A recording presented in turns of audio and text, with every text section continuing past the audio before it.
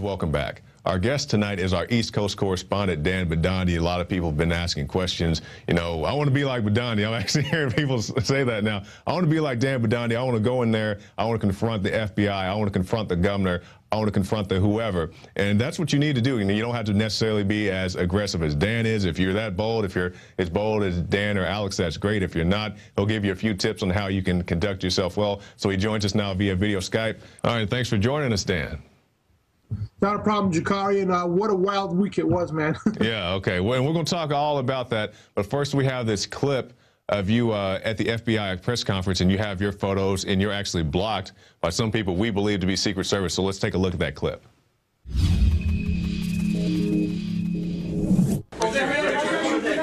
Bomb drills Monday morning. We got photographs on Infowars.com, folks, of contractors, private contractors that were at the site of the bomb scene right here. Are both suspects seen planting these devices at the finish line of the Bomb drills Monday morning. Do you have any information on what? Sir, can you address there were pictures today in newspapers all over the country, including the New York Post, that identified two men as potential suspects. I'm just wondering what it does to your investigation when things like this get out and these guys are wrong. I think I addressed that. Thank you. I think I addressed that question in my statement by saying the only official photos that should be officially relied upon in this investigation are those.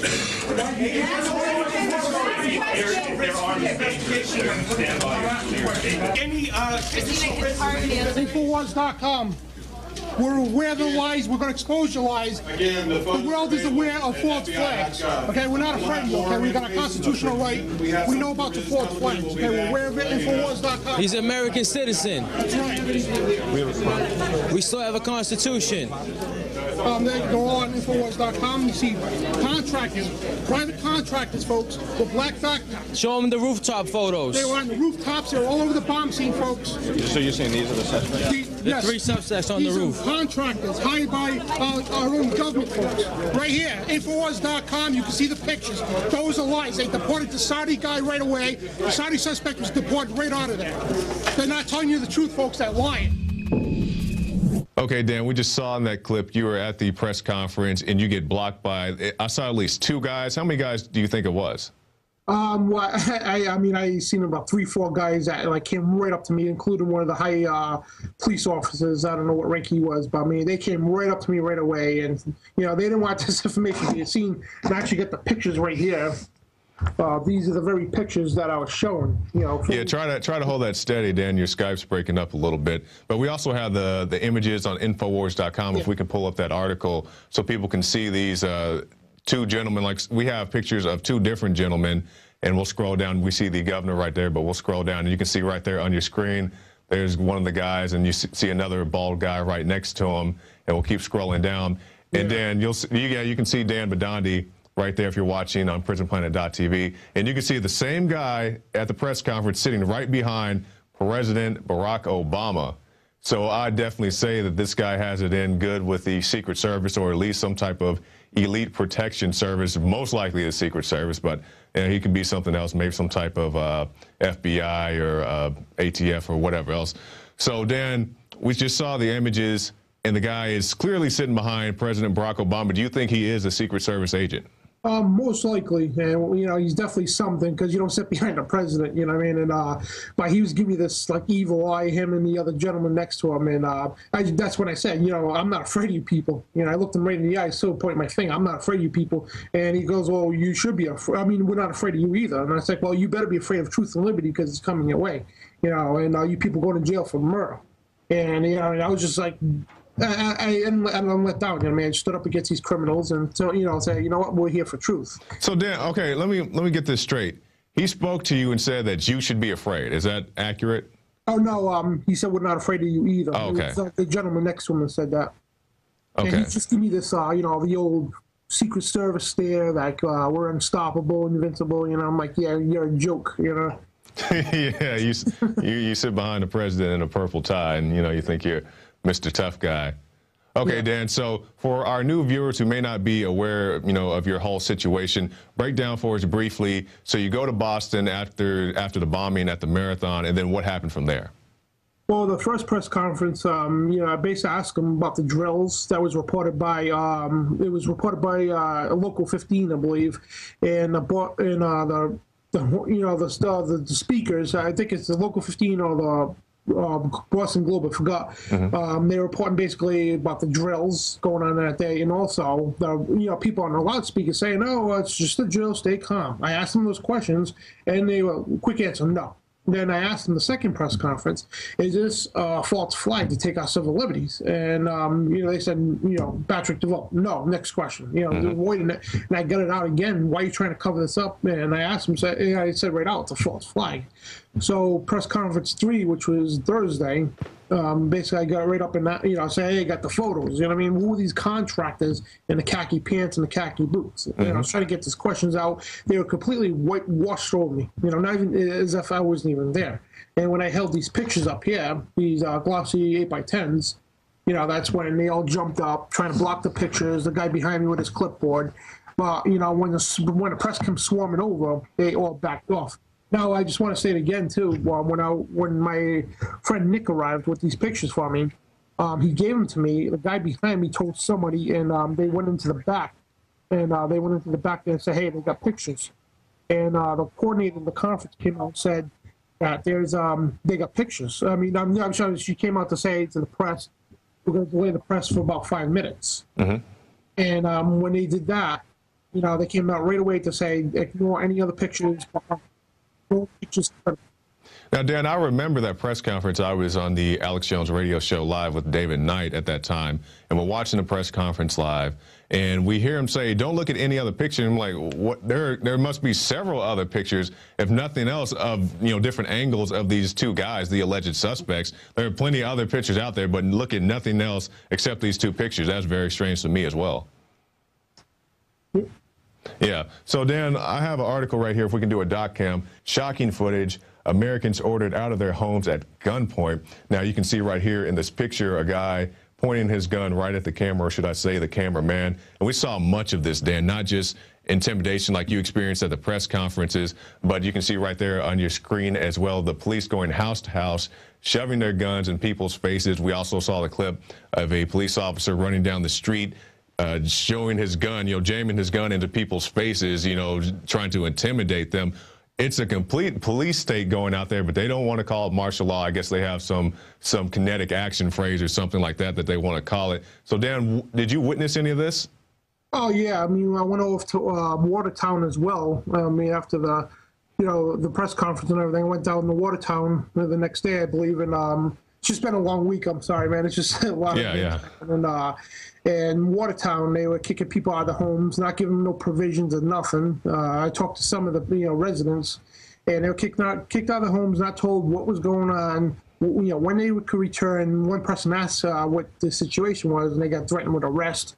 And in Boston, Mass, there was Humvees everywhere. SWAT teams, military. I was following with the camera. The military go in and out of corrals of buildings, into parking lots, and I was following with the video camera, getting all this footage of them searching, looking at people's car windows, everything. And it was a total police state, and it was weird just to be there to witness all this happening. And I'm like, wow. And people, they're clapping after the suspect was caught. They're just clapping. Oh yeah, they did a great job. These heroes. And Dan, let me ask you this real quick, because we saw a report come out earlier this week talking about how people were generally satisfied with the way the investigation was handled. From the people you talked to, and I know you don't claim to know what 90% of the people are thinking like President Obama, but from just your general feeling being around Boston and in that area, how do you think people perceive the investigation? Well, when I talk to a lot of people, some people were, just nervous about those cops everywhere. Some people were like, oh, I feel safer, but, they're all over the place. And, people were, a couple people were skeptic of what's going on, about the bombs. And, when I mentioned the drills to them, they're like, wow, I didn't know that, made them think. And, this is all on record. And, I talked to a lot of different people. I was on some liberal show Tuesday, the day after the bombing, and they're, basically trying to discredit everything. And I'm only reporting what you people said. You know, this is all on record. You know, and you people throw this media out, then you take it down, and you expect people not to pay attention to it. Right. And, you know, it's just, it's mind control, it really is. And that's what mainstream media is all about, mind control. Exactly. Now, Dan, I know you're eager to get back out on the streets. You have more reports you want to do. So just leave us with your closing comments. I just, again, when I was on the AJ show today, I just, you know, people call me a hero and all that, but you know what? All that credit goes to God, bottom line. And I'm just a small man, you know, I'm just a small man from the smallest city in the smallest state of the country. Okay. And I made a huge difference. That, you know, Alex says the resistance is you. You are the resistance. Anybody can make a difference. Again, I live in the smallest city in the smallest state in the country. And I went out there and confronted the globalists, and anybody could do this. And I encourage everybody, don't be afraid. That's people's problem. They're awake, but they're afraid. You know, these Gestapo people, don't be afraid of them, because resistance is victory. Get out there with the video cameras. You know, people in LA are reporting that they're doing drills right now. I want people out there with video cameras in Chicago too. Get out there with the video cameras. Confront these people. Why are you doing the drills? Go to the press conferences. Ask the officials. Get in their faces. You know, do it nicely, of course. We want to know why. Citizenship journalism, I'm sorry, I can't talk today, is the most important thing, because we want to know the real questions. We want the real answers. And of course, they're not going to give them, but you know what? It shows that, you know, when we're standing up against these criminals, we are. We're standing up against the New World Order. And again, I encourage everybody to get out there. If they're running drills, you get out there with video cameras. Don't back down. You know, get out there and ask the real questions.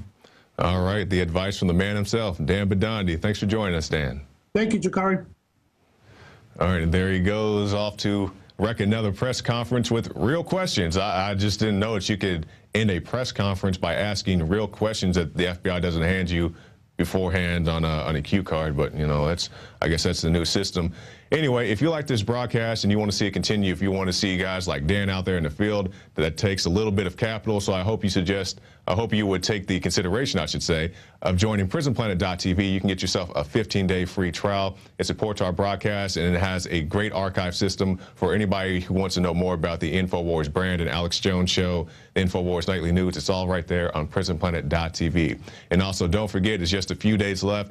Operation Paul Revere. Over $100,000 in prizes. Check it out, Infowars.com/contest to get your entry in. There's a lot of great stuff there already, but do not be intimidated. You still have time, and who knows? You know, it doesn't have to necessarily be a certain length or over a certain topic, just anything that's great at promoting freedom. And you can see the three prizes, if we can go back up for just 1 second. Yeah, you guys can see it right there on your screen. Grand prize, $100,000. Even if you have to split that with a couple other people, that's still a whole lot of money. It's a whole lot more than I got paid for the Infowars reporter contest. Asked Alex if I could enter this one. He said no. So we had to sit it out here at the Infowars, but you have a chance to win $100,000. So definitely take that into serious consideration. And once again, if you send in a slideshow, you're probably not going to make it, but hey, your slideshow may wake somebody up, so hey, send it in anyway.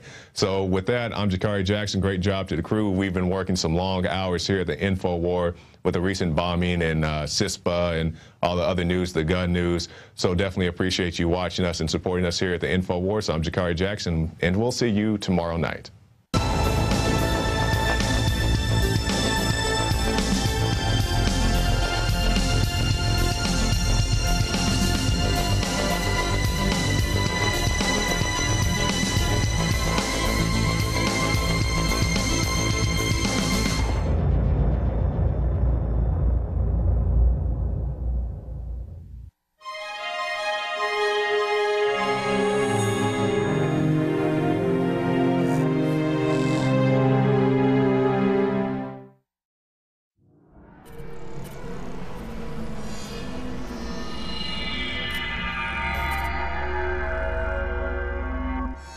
Hi, Ted Anderson, president of Midas Resources. With over 30 years of experience in the precious metals business, I can tell you without a doubt, we are facing the most dangerous and volatile times, not just in the United States, but worldwide. Peace of mind is gold and silver. Now is the time to invest in gold. When it comes to bullion coins, our prices are competitive and the closest to melt. If it's numismatics you're looking for, we have some of the best deals out there. Visit MidasResources.com today or go to Infowars.com and click on the link link to see our daily specials. Here's an example of one of our long-term specials we've been offering for more than a year. 2 silver dollars from the turn of the last century, plus 2 powerful films, The Obama Deception and The American Dream. We also add in the book Dishonest Money, all for $72 and free shipping. The most trusted name in precious metals is Midas Resources. Call 1-800-686-2237 or go to Infowars.com. I'm Ted Anderson with Midas Resources.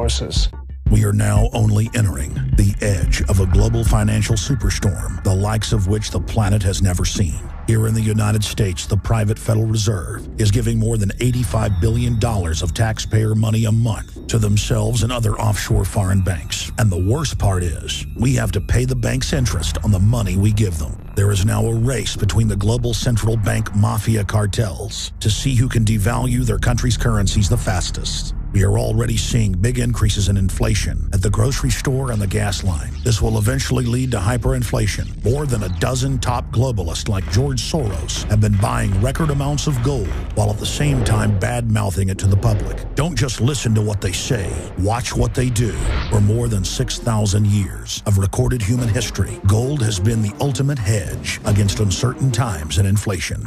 Before investing in metals, it is important to do your own research and find a reputable company. Midas Resources has the highest Better Business Bureau rating of an A+. Unfortunately, very few precious metal companies can boast that. Midas Resources has assembled one of the most educated, researched, and professional teams of brokers in the industry. The evidence is overwhelming. In uncertain times, gold and silver is safe harbor. Now is the time to invest in gold. Call 800-686-2237 and Midas Resources will mail you 10 reasons to own gold absolutely free. No shipping. It's absolutely free. And finally, Ted Anderson wants to challenge you to find any deal that comes close to his 2 silver dollars at cost with free shipping with 2 free films and a book for $72. That's more than $160 value for $72 shipping included. Click the link at Infowars.com to go to the MidasResources.com specials page. Brought to you by MidasResources.com and Ted Anderson, the trusted name in precious metals.